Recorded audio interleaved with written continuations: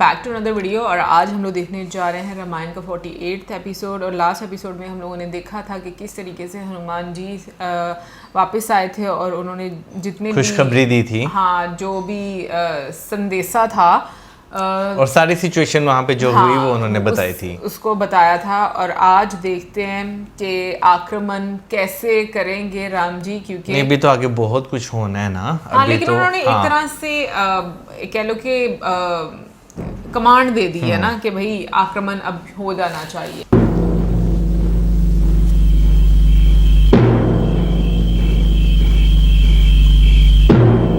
सोच विचार के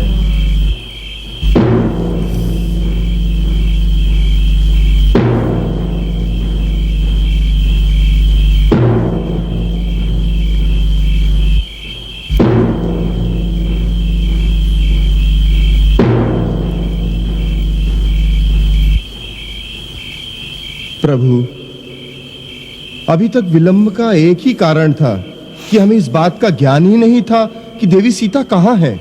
मुझे अपने प्रिय पुत्र हनुमान पर बड़ा गर्व है कि उसने इस समस्या का समाधान करके हमारा मार्ग निश्चित कर दिया है। अब तो कोई दूसरी बात सोचने वाली है ही नहीं। महाराज सुग्रीव, आपको इसी क्षण अपनी सेना को कूच की आज्ञा देनी चाहिए।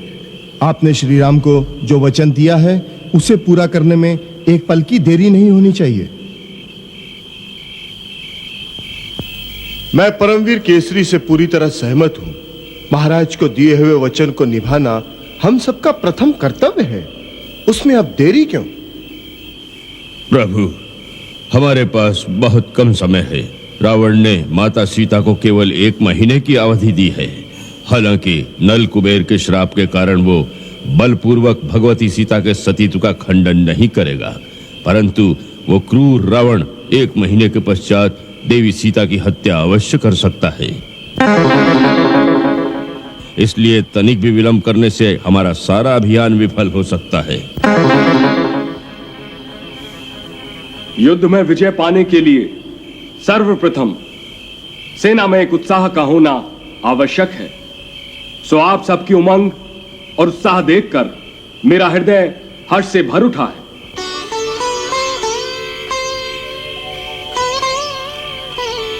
हे रघुनाथ, आप बुद्धिमानों में श्रेष्ठ और समस्त शास्त्रों के मर्मज्ञ हैं। आप अस्त्र शस्त्र विद्या के पूर्ण ज्ञाता हैं। आपको ऐसे ऐसे दिव्य अस्त्रों पर अधिकार है जो संसार में और किसी के पास नहीं है। मुझे तीनों लोकों में कोई ऐसा दिखाई नहीं देता जो आपके धनुष धारण करने पर आपके सामने ठहर सके। अतः हम सबकी सम्मति यह है कि हमारी सेना के सेनानायक प्रभु आप ही होंगे। हम सब आपके मंत्रियों की भांति आपके सहायक होकर आपके ध्वज की छांव में युद्ध करेंगे। मैं आपको विश्वास दिलाता हूं कि हमारे वानरों और भालुओं की यह विशाल सेना बड़ी पराक्रमी है। हमारे वीर युद्ध में बड़े शूरवीर हैं। संग्राम में शत्रु कभी उनकी पीठ नहीं देखता। ये इच्छा अनुसार रूप धारण करने की विद्या भी जानते हैं। आप एक बार केवल इन्हें सागर के उस पार ले चलिए, फिर इन शक्तिशाली वीरों के द्वारा लंका की समस्त सेना का बस विनाशी हुआ समझिए।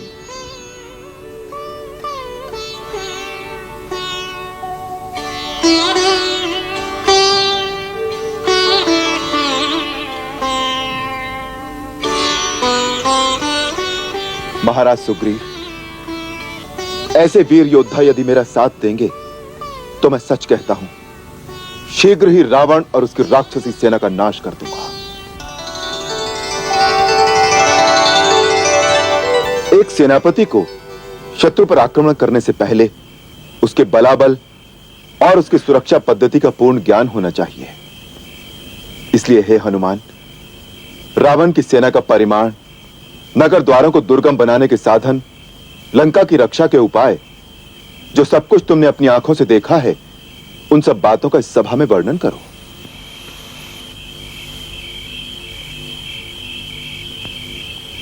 प्रभु, लंका का दुर्ग, उसके रक्षा के साधन और जिस प्रकार सेना द्वारा सुरक्षित है वो सब मैं आपको बताता हूं।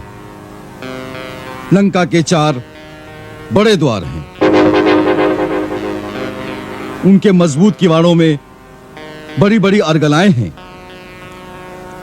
उनके ऊपर विशाल और प्रबल उपल यंत्र रखे हुए हैं, जिसके द्वारा आक्रमण करने वाली सेना पर वो बड़े बड़े पत्थर फेंकते हैं। वहां विस्फोटक अस्त्रों का भी संग्रह रहता है।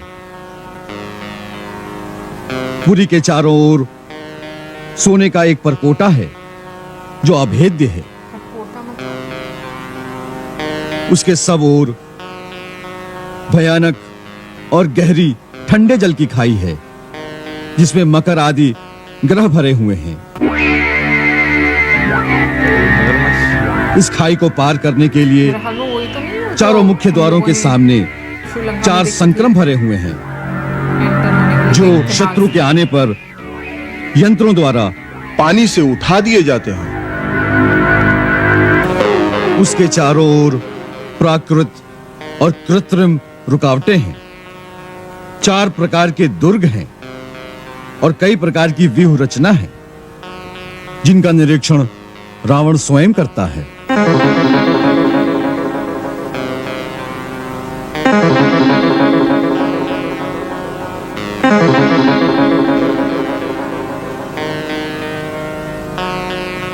परंतु प्रभु, आपकी शक्ति के प्रताप से मैंने लंका को बड़ी क्षति पहुंचाई है।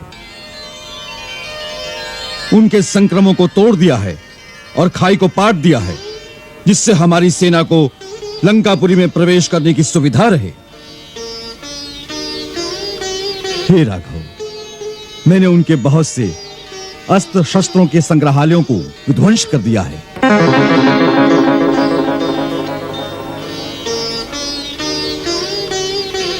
अब आप उचित मुहूर्त में सेना के प्रस्थान की आज्ञा दें।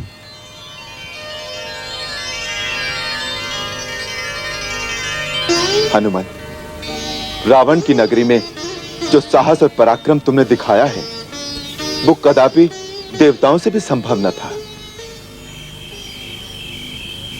हम तुमसे सहमत हैं कि अब सेना को प्रस्थान करना चाहिए।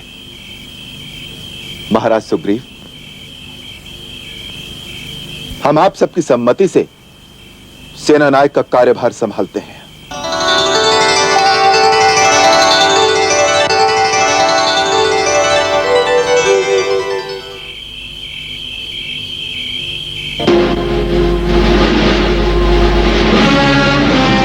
कल उत्तरा फाल्गुनी नक्षत्र में जब चंद्रमा हस्त नक्षत्र पर आ जाए, ऐसे विजयी मुहूर्त में हमारी सेना की यात्रा आरंभ। इस सेना के आगे सबसे पहले वेगवान वानरों को लेकर सेनापति नील मार्ग देखने के लिए चलें। नील, तुम सेना को ऐसे मार्ग से ले चलो जिसमें फल मूल की अधिकता हो, शीतल जल और मधु मिलने का सुविधा हो। तुम्हारे दल को दुष्ट राक्षसों से सावधान रहना होगा, जिससे हमारे मार्ग में शीतल जल और फलों को वो विष आदि से दूषित न कर सके।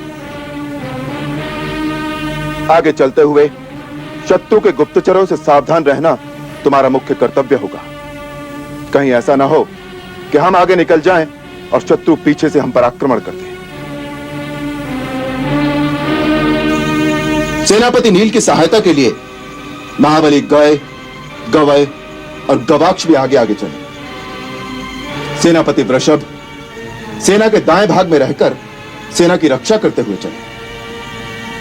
परम वेगवान और परमवीर गंधमादन सेना के बाएं भाग में चले।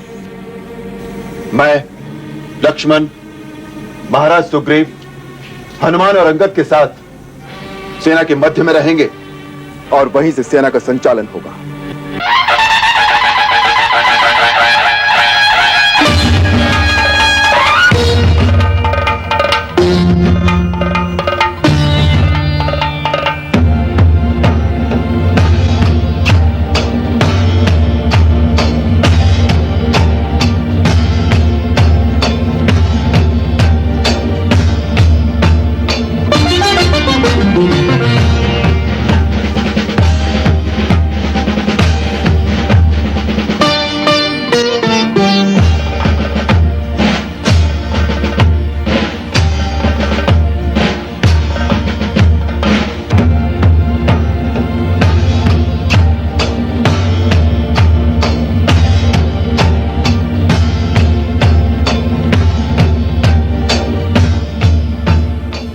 देख रहे हैं प्रभु, किष्किंधा के एक एक वीर वानर के हृदय में कितना उमड़ता हुआ उत्साह और उमंग है।